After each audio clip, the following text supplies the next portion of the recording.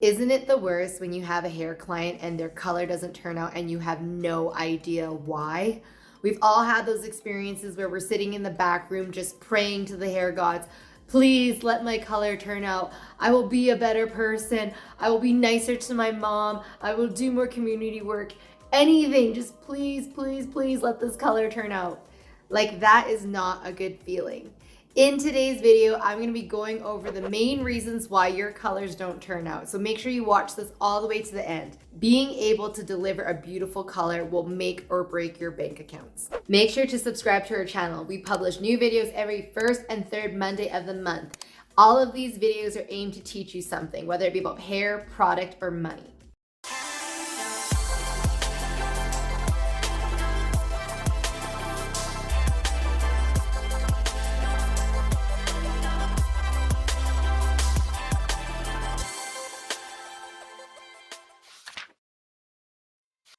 So I think the first thing that is really important for you to know to ensure that your colors always turn out is understanding the law of color. Whether you're painting the walls, painting your nails, or painting hair, the law of color always applies. There's a difference between primary, secondary, and tertiary colors. You need to know what a complementary color is. You need to know what pigments will enhance colors, which pigments will neutralize colors. All of that is covered in the law of color. Now, I won't go over that in depth because we already have a video out for it. I will link it right here. And once you watch that, if you have any questions, just leave a comment on that video and I will answer you as quickly as I can. Understanding the law of color is crucial to nailing the perfect color for your client. Only when you understand the law of color will you know exactly which pigments you want to use to enhance the color and exactly which pigments you want to use to neutralize the color. Sometimes when I'm formulating, I mix 3 or 4 different colors in one bowl to nail the perfect color for my client. The second thing that you need to know in order to nail the perfect color is your color line. You've probably noticed that Veronica and I don't always give our formulas in the video, and that's because really they're irrelevant. All color lines out there are a little bit different. And even if you're using the exact same color line, your client might need a different formula depending on how well you've lifted or deposited pigments in their hair. Even for us, if we're doing the exact same color on the exact same client, it doesn't necessarily mean that we're going to be using the exact same formula. Because if it lifted a little bit different or it's showing a little bit more underlying pigment, then we would have to change the formula accordingly. So let's talk about how color lines are different. All color lines out there have a pigment base that's unique to them. So for example, Schwarzkopf has a base that's more blue and green. It's really heavy ash. So what you'll find is that it's a great line for toning. Now know that blue is a really dominant pigment and it appears darker. So what I find is a level 4 will sometimes look more like a level 3. So you're gonna wanna formulate accordingly for that. With the Matrix color line, their pigment base is correlated to the underpigment of that level. So at a level 7, the underpigment is orange. It will have more of a blue base so that it has max neutralizing power. At a level 9, the underpigment is yellow. It's gonna have more of a violet base. Every color line has their own unique little nuances. With J. Beverly Hills, their color line is a little bit different. Their pigment base is a blend of blue, green, and violet. And another thing that I like about their line is with a lot of color lines out there, you'll find that the dark colors, the browns, look a lot more saturated than the blondes. And that's because blue is a bigger molecule than gold, which is a smaller molecule. So what J. Beverly Hills does to compensate for that is as you get higher up in the color line, there is an increased pigment dye load just to help with the saturation so that the blondes look just as rich and saturated as the browns. Every color line out there has its little different nuances. So whatever color line you're using, get in touch with your beauty distributor to link up with the color educator for that line and learn everything there is to know about that line. Another thing that you're going to find that's different from color line to color line is their numbering system.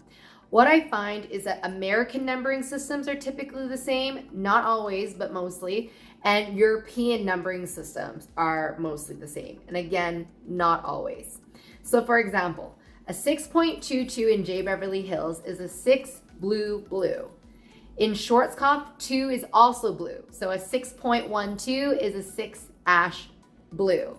But in Pulp Riot, a 6.22 is 6 violet violet. Now, I know numbering systems are wrong, and I still made an amateur mistake one day. I was running in and out of the store, and I wanted to get something that I could do my roots with. I thought to myself, hey, why don't I try Pulp Riot? I grabbed a 6.22 and I put it on my roots, and it turned my roots hot purple when I thought it was gonna be an ashy brown. Thank God I knew how to fix it so I didn't have to leave the salon like that. How I neutralize my hair is I went back to the law of color, and this is why it's so important to understand this. So I have violet in my hair, which is a secondary color. It's a mix of blue and red. I'm okay with the blue because I want my hair to look ashy anyways. What I wanted to do was neutralize any of the warmth that was in it, the red. So what I did was I mixed a little bit of green in it, which would cut the red, and then I also put in more blue so it could really anchor that color. As I mentioned earlier, blue is a really dominant pigment. It has one of the largest molecules, and it will leave a really ashy residue. I put those two colors onto my roots and neutralized all the warmth, and then my hair looked perfect again. Thank goodness, because I did not want to have purple roots. Another thing you want to know about all the different color lines out there is their processing times. So now we're going to let her process for about 45 minutes. Hers we're going to leave on for 30 minutes. The first 20 is just going to be at the chair. The last 10 minutes I'm going to bring her to the sink and emulsify it. This one is going to be processing for 40 minutes. All manufacturers make their colors a little bit differently. For example, with Davines, the whole first part of the processing time is the lifting, and the whole latter part is the depositing. If you rinse off those colors prematurely, they're not going to get full deposit power. So your colors won't look as saturated and they won't look as neutralized. The last thing that you need to know to achieve the perfect color for your client is how to formulate. Now, I'm not going to get into all the details on how to formulate because we have a free crash course at our Master Hair Academy. You can just head on over there to register. And in that course, we cover how to formulate for colors, how to formulate for lighteners, how to formulate for gray coverage, how to formulate for tint backs, how to formulate for color corrections. Everything is in there. If you have any questions, don't hesitate to reach out after. One of the things is accounting for porosity and texture. Now you're gonna find with people that have more porous hair, which is more damaged hair, and finer textures, that their colors will grab a lot faster or a lot darker than someone that had coarse hair or less porosity, which means their hair is healthier. So depending on the color line that you're using, you might want to formulate a little differently to adjust for those two things. So let's say I have a client that has really fine and porous hair, and I wanted her to look like a level 5. Well, depending on the color line that I'm using, maybe I'm going to put a level 6 on her, or maybe I'm going to put a level 6 with a little bit of a level 5. It really depends on what you're using. That's it for today's video. I hope you enjoyed it, and more importantly, I hope that you learned something.